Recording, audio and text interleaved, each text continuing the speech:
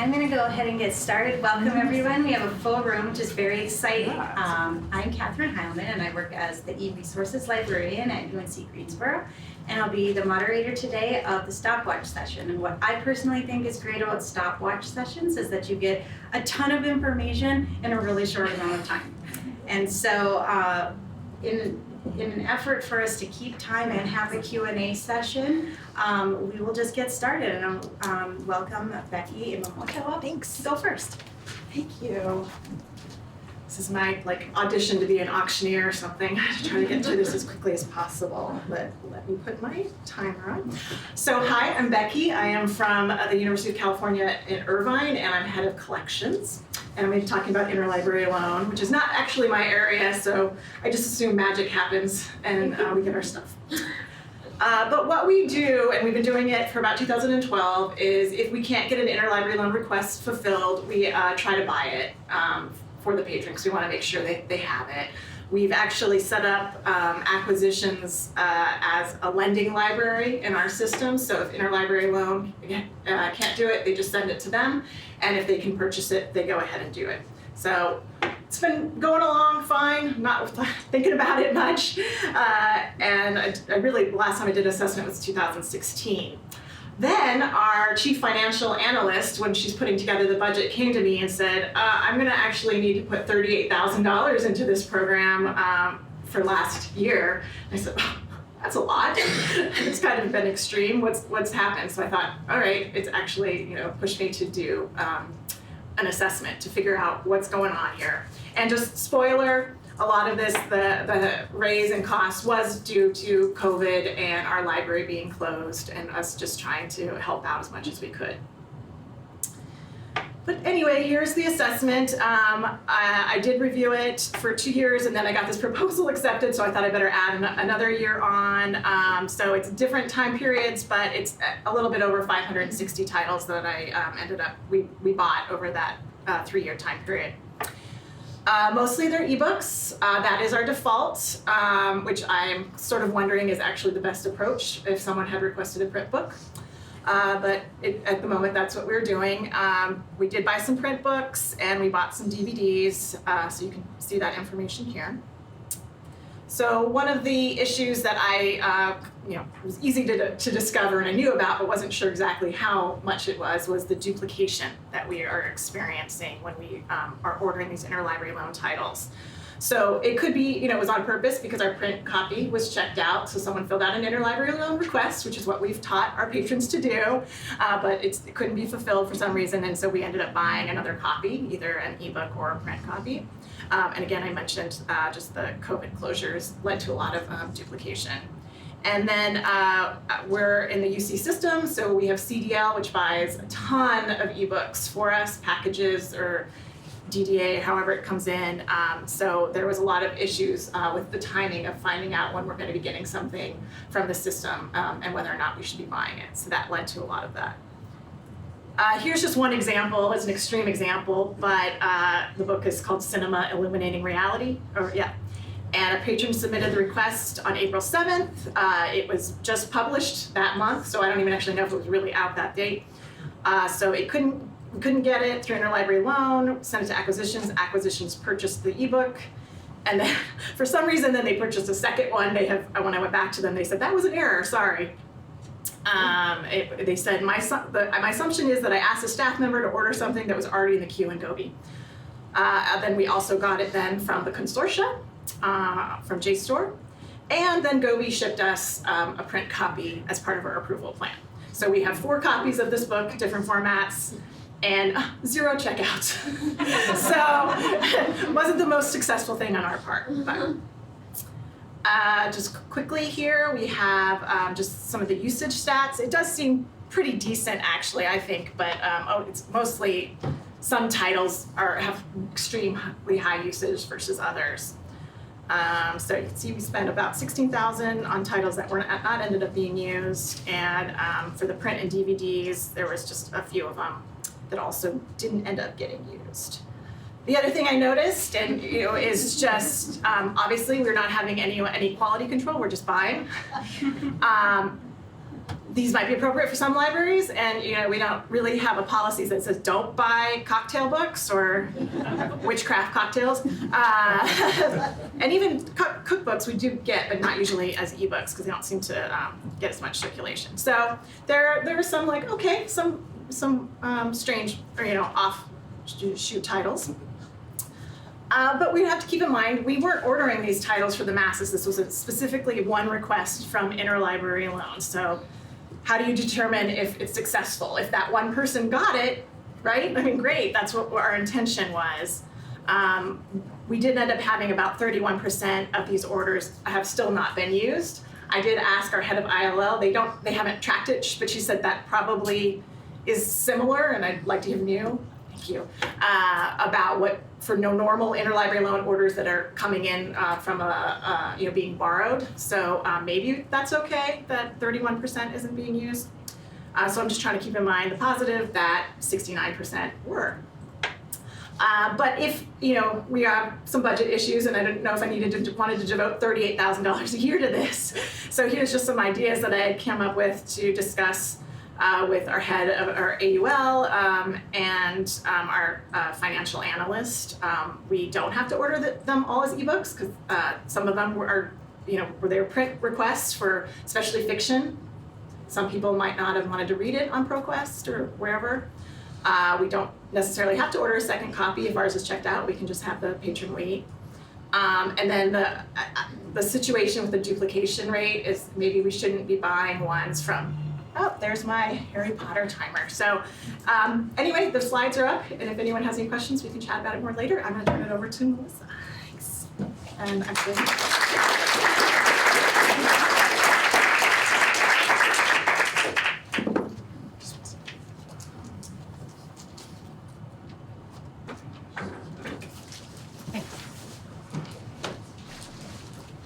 Hello, my name is Melissa Amy Brown, and I am, my pronouns are she, her. I am the Director of Content Acquisition and Delivery at the University of Minnesota Libraries of the Twin Cities. I'm happy to be here today to talk about an analysis that I conducted of ILL on-demand purchasing, and this is for print and electronic books. Just to give you a little introduction, our total enrollment is close to 55,000. We have 7.7 million volumes in our libraries and subscribe to 112,309 serial subscriptions. In fiscal year 23, we received about 40,000 ILL requests and selected about 481 titles for the collection total. This is an image of the music venue First Avenue. We're kind of known for Prince. Okay, 5 months into fiscal year 23, we had selected 213 titles. I was curious about what we were buying, how unique were these acquisitions, how much are we duplicating within our consortia, the Big Ten Academic Alliance, and how can we strategize this work in the future? So good to know before we look at this data. Print purchases are the last resort when the ebook is not available. We favor unlimited and DRM-free licenses. All the ILL staff can select in Gobi. We do not forward them to acquisitions. ILL book form has a digital-only option. All of those requests are mediated by my staff. Other requests are automated, so we look to borrow a print copy first. So caveat, some of this data is a moving target. It's a snapshot in time. 45% of purchases are for current year publications. Those titles will continue to be acquired by libraries. Also, Minnesota participates in many EBA plans and has moved approval plans to e-preferred. 58% were ebooks and 42% print. I thought, why so much print? This tells me that many of the print titles we acquired were not available electronically. I looked at each transaction of these 213 purchases to see exactly why we purchased instead of borrowed. 45% were published in the current year and 14% in 2021, a handful older than the last 2 decades. Newer publications are purchased on demand rather than borrowed, often due to the fact that other libraries have just not yet acquired them. This table shows the suppliers and licensing for the ebooks selected. 92% of ebook selections were unlimited user, but only 51% were DRM-free. Our library negotiates for full ILL ebook lending, but in order to share, they need to be DRM-free. Another thing I noticed was that some ebooks that were licensed from ProQuest during the project became available as DRM-free options from other publishers, at a later date. sometimes within about a month of our selection. I also looked at the Big Ten Academic Alliance library holdings of these titles, if at least one library held it. Unsurprisingly, we are duplicating within our consortia, more so for ebooks than for print. This is a table of titles selected and the OCLC holdings at the time of analysis. Orange is print, blue is electronic. In terms of rarity, 34% of the 102 titles selected had less than 10 holding libraries, with 16 of those being only held by the University of Minnesota. 17 of those 38 titles were published before 2022, so it is less likely that their rarity is due to the fact that other libraries just haven't acquired them yet. Within this sample of acquisitions, there were many thousands more holding libraries for the electronic books than for the print, and that leads me to this. As more and more libraries shift their collections to electronic books over print, the free flow of borrowing between libraries will diminish considerably unless our efforts are coordinated to ensure that we can share these collections. This is not earth-shattering. I know that you all already know this, right? The landscape for ILL ebook sharing is very complex. It's not yet common practice. It's being done at a small scale with a number of limitations, including licensing, DRM management, restrictions, a lack of standardized technological framework, which unbelievably we still don't have. If we were able to borrow ebooks from other libraries more easily, we could move those collections dollars towards other initiatives. So strategies moving forward. Print monographs and serials accounted for only 10% of our collection expenditures in fiscal year 2022. It makes sense to move a lot of the print acquisitions to DDA. Unlike UC Irvine, I looked at what these titles were, and they were all academic, pretty much. It was really unbelievable. We didn't have any cookbooks, but we wouldn't purchase something that wasn't academic. For the most part. I found a couple that I was like, So we'll continue on-demand purchasing for these things that other libraries don't have. We don't duplicate as much as possible and find ways to automate the lookup of collection holdings, especially of our Big Ten partners. Electronic, prioritize accessible ebooks. I noticed that we were purchasing a lot of ebooks from libraries that are from aggregators, especially, that we could be choosing another one that had a more accessible platform. Move towards an ebook sharing model. This will alleviate some of the on-demand purchasing and duplication we are currently experiencing and will better serve our users. That's it. Thank you.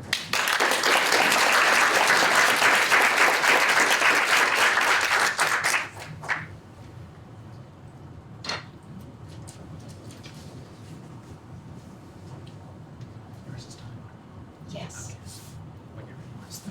Okay.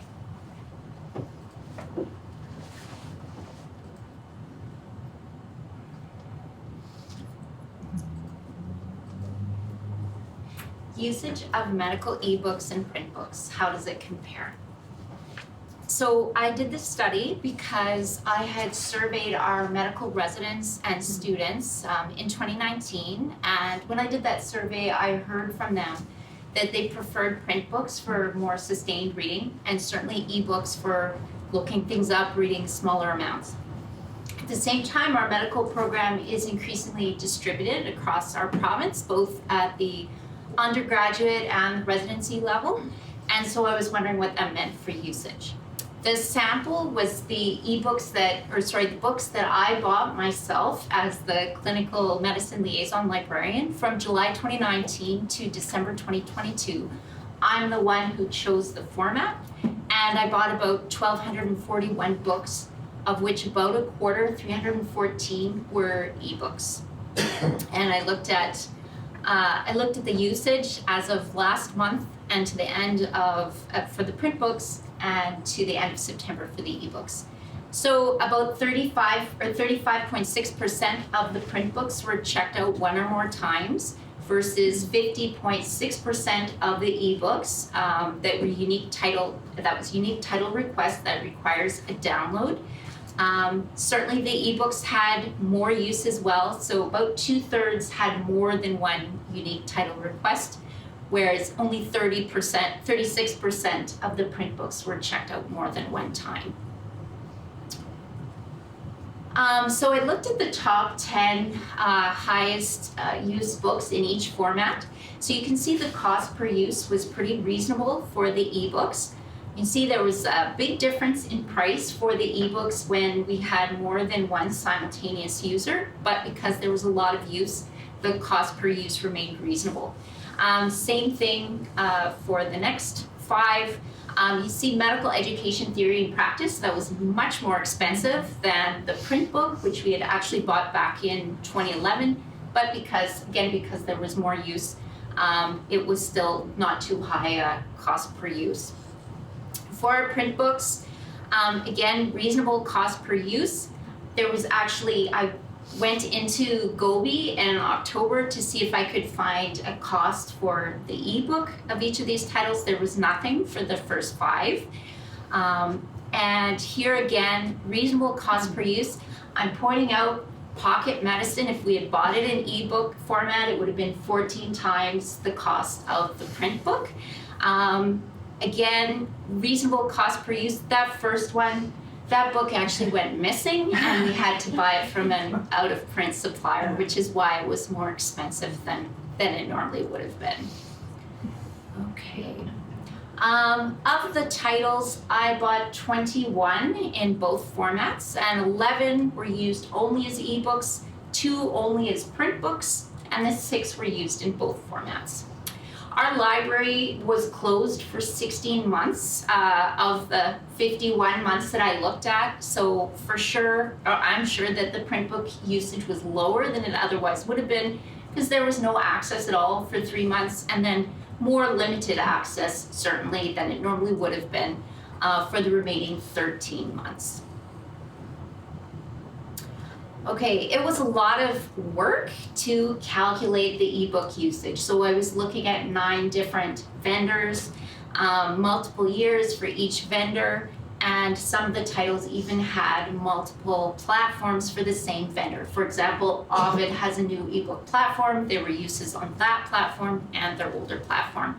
And it was not very easy to match up the ISBN and the year of publication from our catalog records to the vendor spreadsheets. Okay, so in conclusion, certainly ebook use was higher, both in terms of uses per title and the number of ever used titles, but it's a little bit hard to know what the unique title requests mean. Our top used ebook was Mayo Clinic Neurology Board Review, and we have quite a small neurology residency program. So I don't know if the same person was downloading the same book again and again, because we had 154 uses this year. So the print continues to be used, though certainly at a lower rate. And usually paper is cheaper, so that's what I've been trying to do, is to buy in paper instead of cloth when I can. It's hard to justify the cost of an ebook if it's a lot higher and we don't know for sure if the book is going to be used a lot or maybe at all. And having ebook stats that can be loaded maybe into our catalog, maybe I'm dreaming, would be really great so that it would be easier to compare.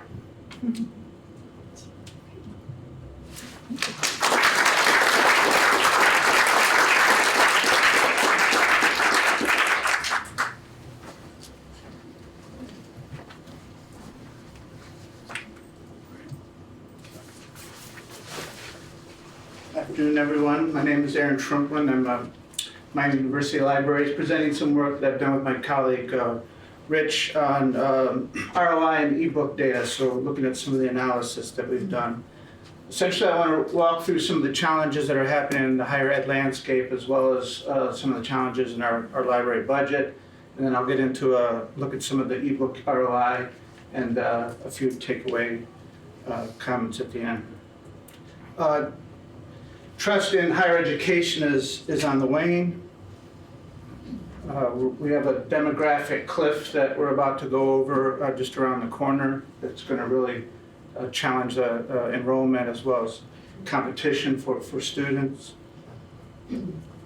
Though that's coming and around the corner, we still see, even over the last decade in Ohio, some competition for students, enrollment's lower. Some of that's, questions about, do I need to go to college? Are there other pathways, other opportunities, costs and such? I mean, this almost speaks for itself, 1.7 trillion in student debt. This is a question about return on investment, the value of education. Costs are out of control. This is not sustainable. That's the red part there, that's student loan debt. Miami University Libraries is a public university, though you really wouldn't know it. 90% of our university budget comes from tuition. Less than 10% is from support from the state. What we get from the state hasn't changed in 20 years. So generating revenue, we have to get that class in that right composition. And this is part of the challenge. Student debt, competition. We live in this environment where we have, tuition discount rate. So we rely on tuition, yet we have to discount that tuition, which cuts into our bottom line to recruit the students that we want.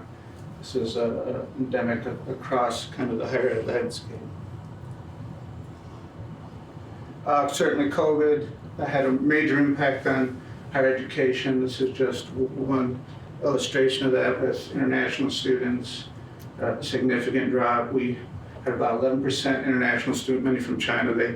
They often pay full freight, so that kind of event was something that impacted some of our finances.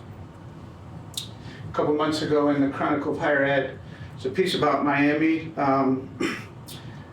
72% of our students are in 30 majors. And it's an interesting kind of insight. We're essentially at a paradigm shift, and we have to think about there are lots of opportunities for my university here, but we're going to have to shift to the marketplace. What's that mean? So reallocation of resources and expertise and programs are something that we have to deal with. Budget challenges in the library. I could spend a whole session just on this chart alone. This is the library's budget over 20 plus years here. Essentially, you could, cutting our way to success, we certainly haven't grown. You add inflation to this space and some of the growth in salary costs, you have an erosion of purchasing power here for sure. So you have to make really good, smart decisions, particularly going forward. The next couple of years do look pretty tough. A milestone that we necessarily didn't want to reach for the first time last fiscal year, we closed in the red. So we have some serious kinds of issues to address going forward. We're up to those challenges, but this is part of the context. And this is just a look at some of our staff over time. The green one shows that over time our staff has grown, so we have to do that more with less, as many are familiar with. A little bit about ebook ROI. So that was the context. This is just one example of the kinds of activities we're engaging in due to some of the challenges that we're facing. Ebooks, we purchase many through the Highland Consortium. This is where some of that distribution occurs. Certainly, I guess the best way to say here, the costs haven't gone down. We get a pretty good investment from Ohio Link. We support that model, but prices have gone up and continue to go up. This is how that's distributed the costs. When we look at the cost per use across these, they look really good to us. So that from the consortium side, we see good cost per use. A little different there in Wiley. That could be neat to look under the hood there a little. Some of it has to do with subject matter, but even Wiley's cost per use is pretty good, relatively speaking. So we get about half of our ebooks from the consortium. The other half is done through a local DDA and firm orders. This shows those breakdowns in costs over 3 fiscal years. We look at the cost per title. Some of the data, ebook titles and CPU. I think here the takeaway or a conversation is that relative to what we saw with the consortium, the cost per use here is significantly higher for DD8 ebooks purchased locally.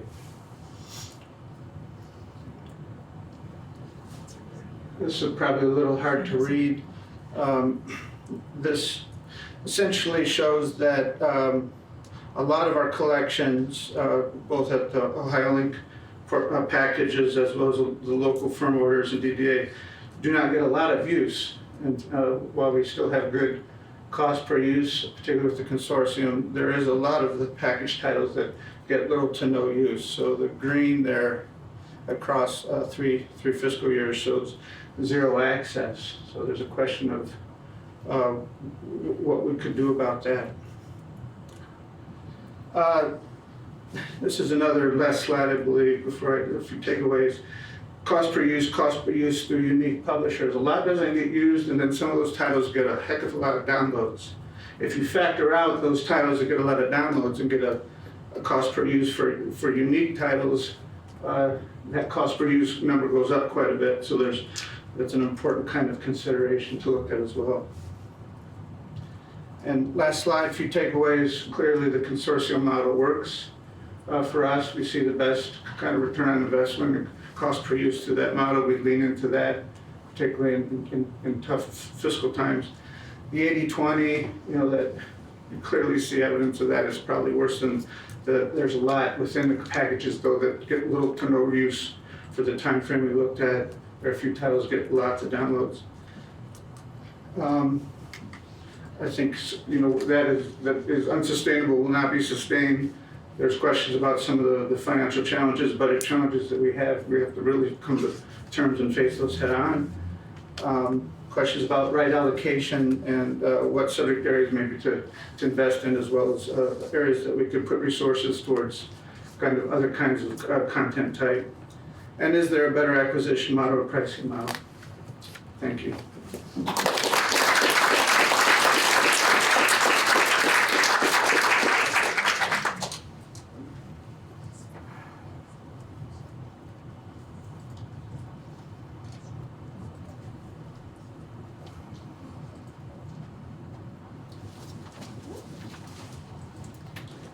Good afternoon. I'm Jamie Saragosi. I'm the Interim Associate Dean for Collection Strategy and Management. Here with my colleague Kimberly Kennedy, who's our Content Access and Discovery Librarian, both from Stony Brook University. We're here to talk a little bit about a work in progress. So we have, just to give you a background about Stony Brook, we are an R1 public institution, traditionally known mostly for our STEM research. However, the library finds that our most vocal users tend to be from the humanities and social sciences. So our landscape right now, we have a flat collections budget at best. And that doesn't account for the inflation that we need to cover on an annual basis. So we have to kind of get creative with some of our solutions. So we are no longer purchasing, doing collection building at the internally. We're really saving funds for firm orders to be responsive to faculty and student requests. And then we are trying some new models this year. So that's what we'll talk a little bit more about. So we have just switched this semester, fall semester, to a teams-based model. So historically we have had liaisons to each of the departments on campus. And each of those liaisons had selector roles. They were doing the purchasing. So I was really happy to hear that we're not the only ones switching to a teams-based model. And we had no central oversight, right? So I'm trying to get a handle on the budget, but I'm finding out that purchases were made after the fact. So we needed to be a little more proactive and a little more data-driven about our decision-making. And our allocations were really historical. So there were really tiny departments that were receiving really large allocations. So it was time to just kind of think of a new way of doing acquisitions. Yeah, so we had a few goals in mind when we implemented this program. We were hoping that the PDA would expand access to our collections and reach users that maybe previously hadn't contributed to collection building. Like Jamie said, many departments and faculty members had close relationships with librarians in the liaison program. And so we're hoping to reach users that maybe did not have those relationships, did not know how to reach out to us by putting these records directly in our catalog. And we also hope that the program would diversify our collection by opening up selection to all of our users, not just librarians and faculty members. And internally, we were hoping that the PDA would streamline our processing. Now in our teams-based approach, it is on one librarian to order to process all the titles for our arts and humanities. So we're hoping that this kind of decreases the purchase requests that we get and kind of reduce the workload on that one person. Okay, so our initial findings. The first thing we learned was that the logistics of setting up a PDA contract and title selection for the program is lengthy and complicated. Our target start date did get pushed back a few times, and getting the discovery records into our catalog did take some coordination with our cataloging department and some trial and error. And we did find that even before we had the discovery records in our catalog, we had 2 titles that were activated for purchase. So we're suspecting that users are finding these titles outside of our catalog through third-party sites like Google Scholar, which is something we need to keep an eye on. For our budget, we don't want to go over our budget. And spending is increasing as the program is going on. We had about 2 titles per week activated for purchase in the first few weeks, and that has increased to about 10 more recently per week. But the good part is we have had purchases in a diverse range of subjects. We've had purchases on subjects like a history of modern China, an anthropological study of Islam, and a look at white supremacy from the perspective of Indigenous voices. When a title reaches its use limit and is activated for purchase, we found that the best way to process these internally is to move them into a separate collection in Alma, which helps keep our reporting accurate so we can identify what we've actually purchased. We're hoping to gain more insight at the end of the pilot, whether this program has actually decreased purchase requests for the arts and humanities. We hope that it does, but we will see when the pilot is over. So we're looking to do some analysis at the end of the fiscal year in order to do some future planning and decide on the sustainability of this model for our collecting purposes. So we're looking at the workload implications. As Kimberly mentioned, we have 4 subject teams now, 1 collection representative on each of those 4 teams. So it is a heavy burden for each of those librarians. We're also keeping a close eye on where these titles were purchased or where these titles were accessed. So if we're finding that most of our access is coming through Google Scholar, is this something that we need to consider for our other collections as well, or for our other subject areas as well? We're looking at what our subject matter is versus our traditional firm orders. As I said, we're trying to maintain this program within our current allocation for monographs. But do we need to adjust the ratio of the funds that we're holding for firm orders versus what we're allowing for this PDA? We're thinking about looking at some of our course descriptions to help us identify what subject areas we want to be represented in the patron-driven acquisitions model. And we're also looking at access versus purchase. So is what we're providing getting access but not actually hitting that threshold? So are we being more efficient with our dollars by allowing a few uses of these books before we actually are required to purchase them, making our budget more efficient? And are we looking to roll this out if it's successful in our humanities and social sciences? Are we looking to roll this out in some of the STEM disciplines as well, which we know will be much more expensive, so we wanted to test it on the humanities first before we look towards our STEM programs and also our medical programs. So thank you very much, and we're happy to take questions.